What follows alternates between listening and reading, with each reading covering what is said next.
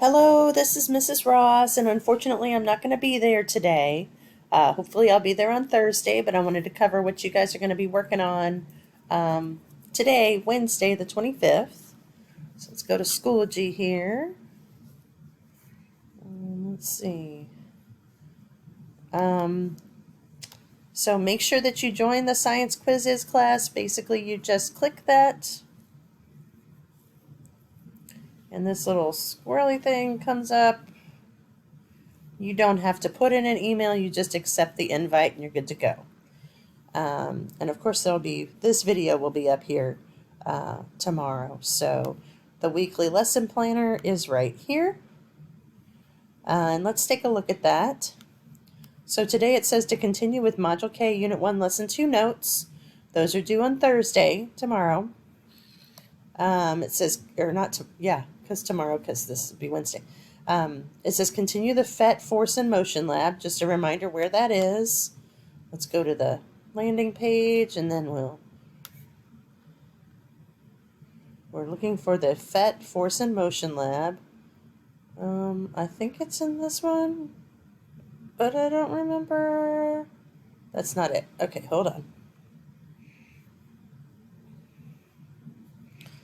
So that's going to be in Lesson 1. Labs, PhET Force and Motion Lab, right there. Let's see how many people responded. So about 4 people need to respond to this post because there's at least, in 7th grade, I believe there's 11 in the class, or 12, so we're missing some here. So if you haven't responded to this post, you need to do so, okay? What's the next thing? So we found that. Oh, and then start the Force and Motion escape room. Okay, so let me kind of show you what that looks like. If we go back to, let's just go back to the beginning, and I'll show you how to get there from here. So scroll down, Module K, Unit 1. This is in Lesson 2, I think. Labs and activities, and it's right here, Force and Motion escape room. So what you'll do is this is the link to the Force and Motion escape room, okay? So you read this and you click next, and this is where you'll put your code in, which won't let you go further unless it's the correct code. If we go back here, if you open this, these are the task cards with the questions on them. What I would do is I would download them here with Adobe, and then I would flip them. So if you right click, you get all of this. I would just rotate it.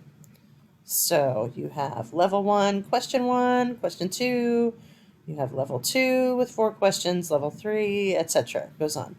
Okay. Let's go back here.